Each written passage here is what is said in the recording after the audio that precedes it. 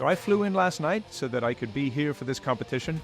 My role in this competition is to be a judge. I'm judging on the form and the shape and the engineering aspects of these different Halligan bars.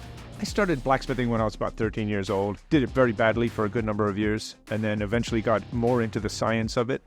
Getting on 40 years now, I've been playing with metal in all sorts of different ways. There's a lot of Halligan bars on display in the other room that's behind me right now. Some of them just look amazing, like their production quality right out of the factory. The firefighter would grab it and go. Like, there are no two that are the same in there. There's no two that look identical or weigh the same or even close. But I'm also going to be testing some. These Halligan bars are going to be put through the paces by an actual firefighter who knows what they're capable of. So that's going to be a lot of fun. I don't know which test I'm going to do yet, but hopefully it's going to be one of the good ones, like bashing in a door.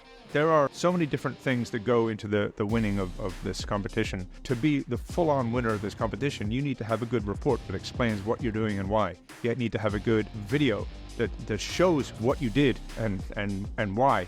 Then you also need to have something that looks good and, at the end of the day, something that performs well. The main thing that I find interesting about these competitions, all the cast and steel competitions, I really enjoy interacting with the students just to see the interest in their eyes and watch them be able to talk to me about minutiae of their project. Corporations are looking, industry is looking, and they are excited to work with young people to fill in the void where people are needed.